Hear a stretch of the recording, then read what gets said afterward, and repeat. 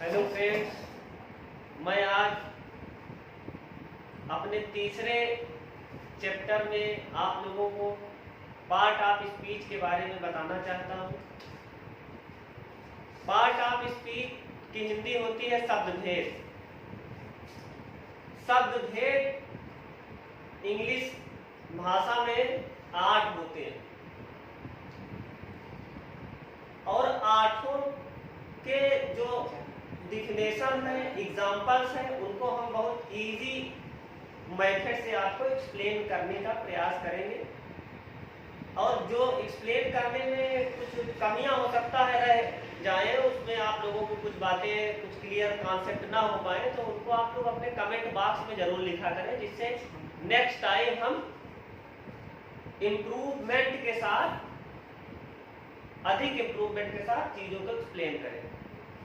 अब देखिए, part of speech जो है,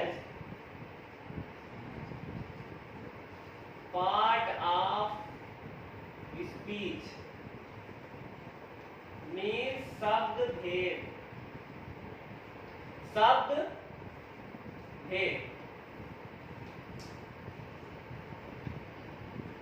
शब्दभेद में सबसे पहले हम नाउन का अध्ययन करेंगे। नाउन की हिंदी होती है संज्ञा। संज्ञा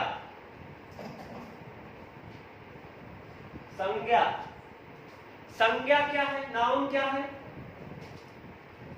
तो संज्ञा किसी व्यक्ति, वस्तु या स्थान के नाम को कहते हैं। सपोज कीजिए, हम यूनिवर्स में जो भी चीजें देखते हैं वो सारी संज्ञाएं हैं, सब कुछ संज्ञा।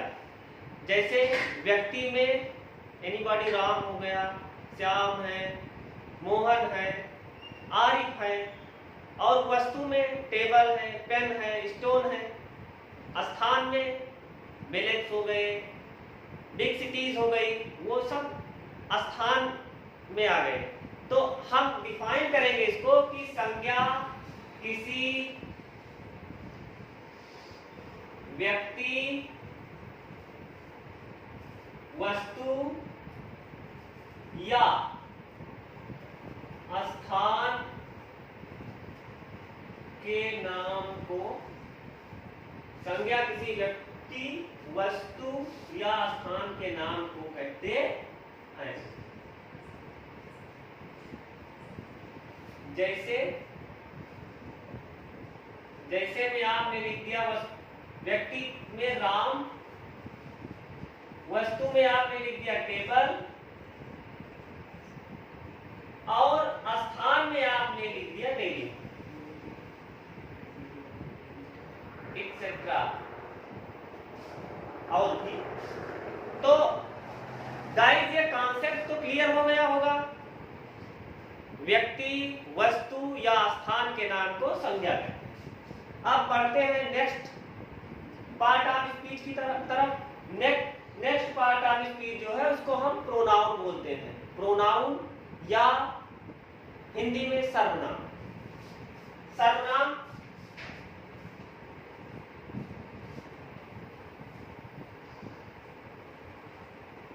सर्वनाम के बारे में हम लोग बहुत आसान तरीके से जो है सीखेंगे कि सर्वनाम क्या है। प्रोनाउन मीन्स सर्वनाम। सर्वनाम। अब सर्वनाम की हिंदी में इसको हम इस तरह परिभाषित करेंगे, वे शब्द जो संज्ञा के स्थान पर प्रयोग किए जाएं, उन्हें कहा जाता है सर्वनाम। जैसे वे शब्द जो संज्ञा के स्थान पर प्रयोग किए जाएं, सर्वनाम है। सर्वनाम है। जैसे he, she, it, they, etcetera. अच्छा, इस कॉन्सेप्ट को थोड़ा समझना जरूरी है कि जैसे ही है, सी है, इट है। जैसे हिंदी में कहा जाए कि राम एक राजा थे, राम एक राजा थे, तो हम एक पैराग्राफ, एक गद्यांश पूरा अगर बनाए तो राम एक राजा थे, वह अयोध्या में राज्य करते थे। तो राम जो राजा थे तो राम के लिए ही तो ही आया है। क्या पूरी स्टोरी में हम राम राम राम बार बार तो लिखेंगे नहीं, उनके लिए ही आया है। तो राम के स्थान, राम संज्ञा है तो संज्ञा में राम की जगह पर हमने ही रिप्लेस किया। उसी तरीके से सी हो गया, ये फीमेल में आप लोग जानते होंगे ये कि ही मेल के लिए, सी फीमेल के लिए, इट न्यूटर जेंडर में ज्यादातर प्रयुक्त होता है। तमाम तरह के यूज है इट का, जब अलग से वीडियो बनाएंगे तो उसमें आपको हम समझा देंगे। तो प्रोनाउन ये है कि वे शब्द जो संज्ञा के स्थान पर प्रयोग किए जाएं वो सर्वनाम। अब आगे बढ़ते हैं संज्ञा, सर्वनाम, उसके बाद आते हैं हम विशेषण का। विशेषण का मतलब होता है, इंग्लिश में हम बोलते हैं एडजेक्टिव, एडजेक्टिव, इसकी हिंदी होगी विशेषण। नाम से ही सारा सब कुछ क्लियर हो जा रहा है। नाम से ही आप लोग ये जान सकते हैं कि विशेषण का मतलब ये हुआ कि जो किसी चीज की विशेषता बताए। लेकिन किसकी बताए?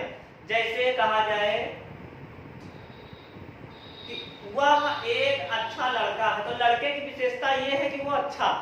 पहले डिफिनेशन देखिए, उसके बाद हम जो भी आपकी क्वेरीज है उनको क्लियर कर देंगे। देखिए, वे शब्द जो संज्ञा या सर्वनाम की विशेषता बताए उसे विशेषण कहते हैं, कहते हैं। जैसे गुड, ऑनेस्ट,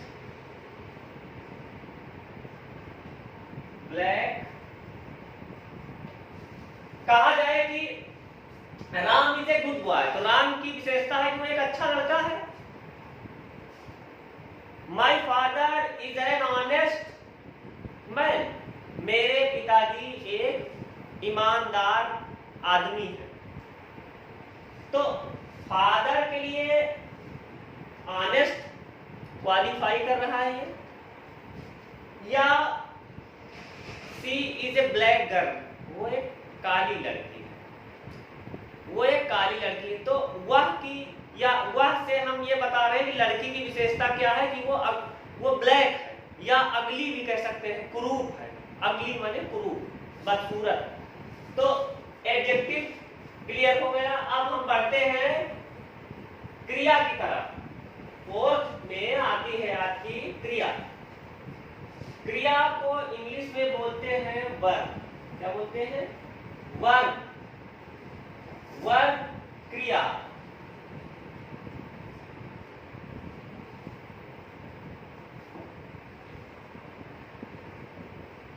ये शब्द जिनसे किसी कार्य का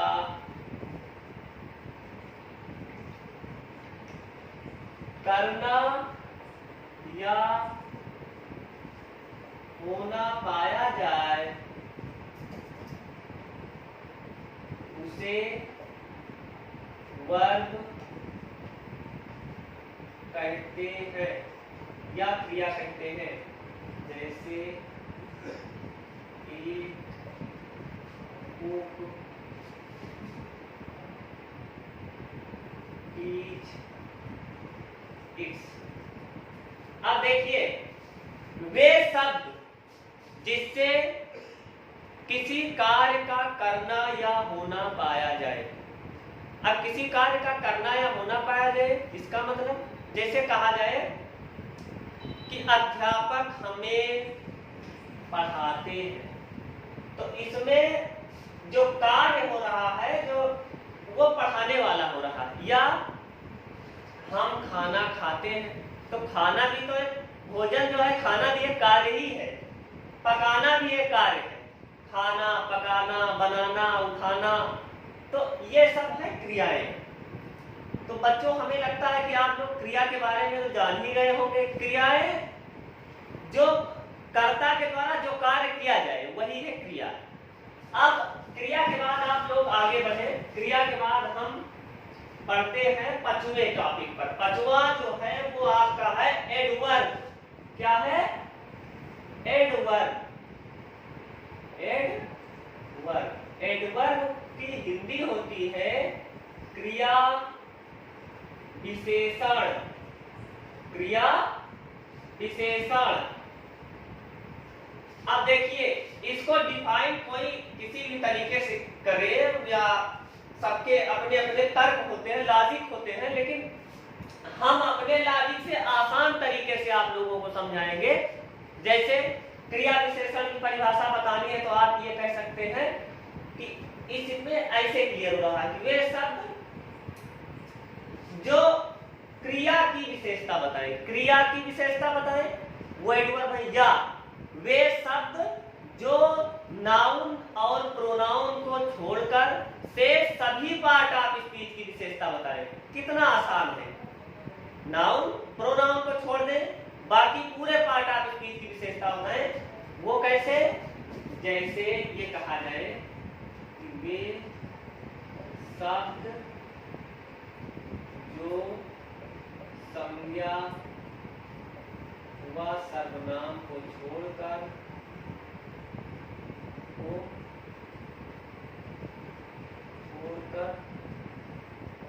से सभी पार्ट ऑफ स्पीच की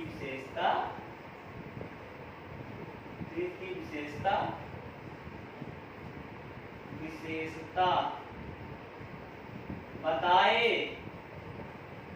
उसे एडवर्ब या क्रिया विशेषण कहते हैं।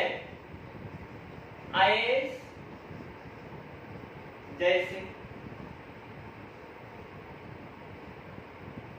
जैसे फार हो गया, लवली हो गया, फार हो गया, लवली हो गया, नाइसली,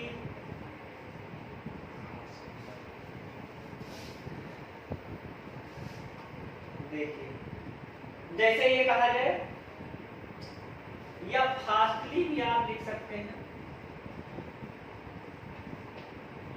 जैसे कहा जाए वह तेजी से दौड़ा, वह तेजी से ही रैन फास्टली। या अब यहां पर आप देखिए कि रन की क्रिया की विशेषता बता रहा है क्या? फास्ट। क्या बता रहा है? फास्ट, फास्टली, यानी वो कैसे दौड़ा, तो दौड़ना क्या है? क्रिया है। अब क्रिया की विशेषता क्या है? अब क्रिया की विशेषता है कि वो फास्टली, तेज दौड़ रहा है। तो यही है एडवर्ब, इसमें कुछ अलग से नहीं है, ये तो और भी आसान है।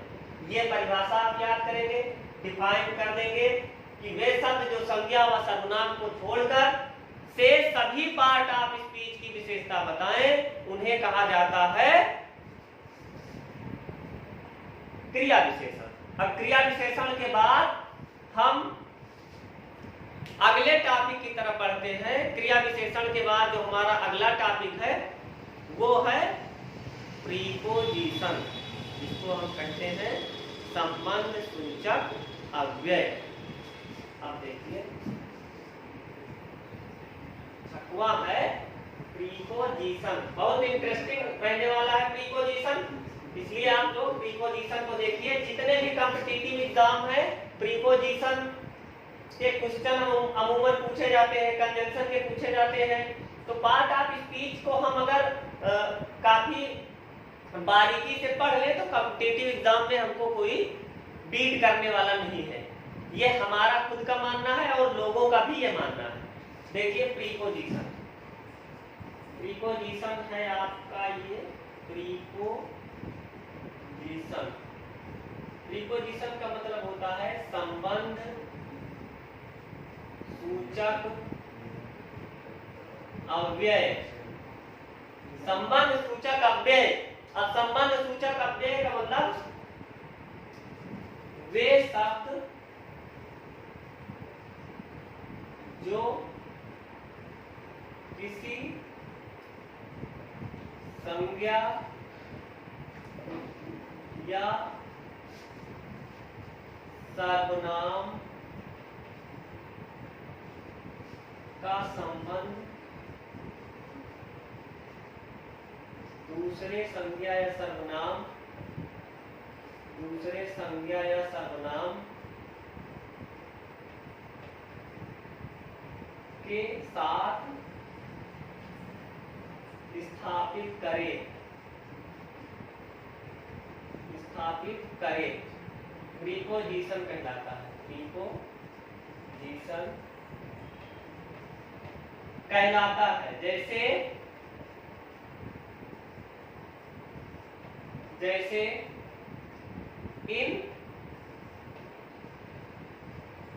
इन के बाद ऑन, अंडर।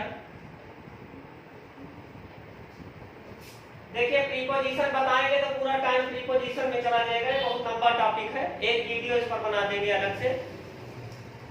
वे शब्द जो किसी संज्ञा या सर्वनाम का संबंध दूसरे संज्ञा या सर्वनाम के साथ स्थापित करें प्रीपोजिशन कहलाता है।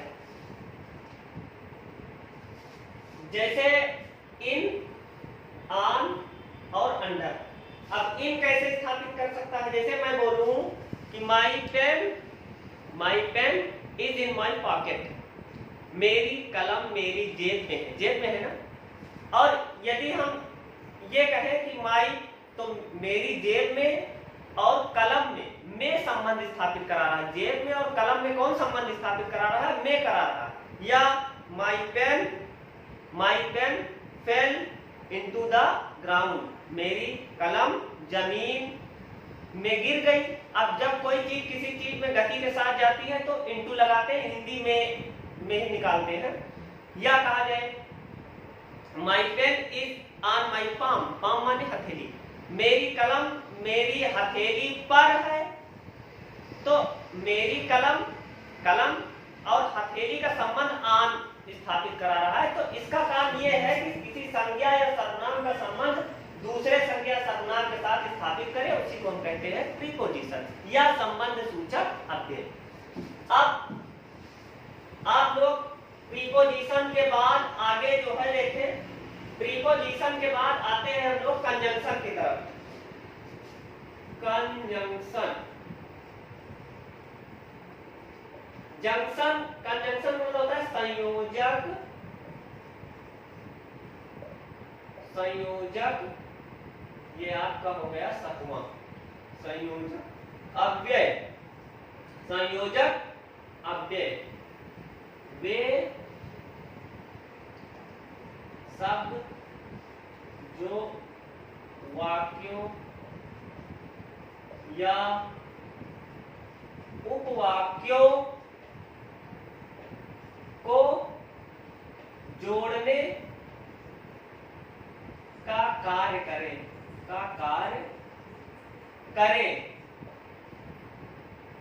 कंजंक्शन कहलाते हैं। कंजंक्शन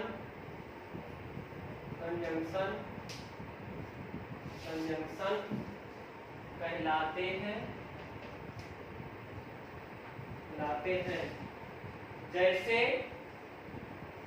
जैसे में हो गया आपका and, but, yet, either or, और भी बहुत, either or, neither nor, although. तो अब थोड़ा एक दो प्रयोग देख लो। जैसे Ram and Shyam are dear brother. Ram और श्याम सगे भाई हैं, या you, he and I we are going to the fair. तुम, वह और मैं मेला जा रहे थे या मेला देखने जा रहे थे। कुल मिला के जोड़ने का काम यहां पर कर रहा है एंड। या कहा गया कि he is poor but kind hearted. वो गरीब है लेकिन दयालु है, दयालु दिल का है, दया दिखाने वाला है। तो यहां पर वह गरीब है, ये तो आपका प्रिंसिपल क्लास है, और लेकिन जोड़ रहा है वो दयालु है, उसको भी जोड़ना है, तो लेकिन जोड़ने का काम कर रहा है। या एट की हिंदी होती है फिर आइदर आर, या तो नाइदर नार मतलब ना तो, आल्दो यद्यपि, बहुत सारे कंजंक्शन। इस पर भी हमें वीडियो बनाना पड़ेगा तभी विस्तृत जानकारी मिल पाएगी। अच्छा, ये आप जान गए कि वे शब्द जो वाक्यों को जोड़ने का कार्य करें वो कंजंक्शन कहलाते हैं। अब लास्ट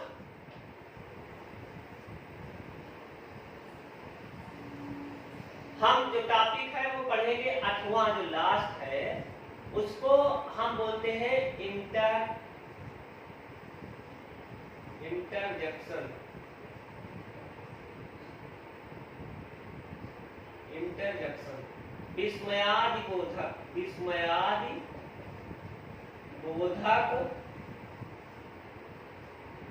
विस्मयादि बोधक अव्यय। वे शब्द जो अचानक हृदय से विस्मय या आश्चर्य, इसी को कह सकते हैं, हृदय से विस्मय, घृणा, खुशी आदि के लिए निकले उन्हें या उन शब्दों को, उन्हें विस्मयादि बोधक अव्यय कहते हैं। विस्मयादि बोधक अव्यय कहते हैं। जैसे कुर्रा, इलास, इसमें एक्सक्लामेशन मार्क लगा होता है, एक्सक्लामेशन मार्क विस्मयादि बोधक चिन्ह, इलास,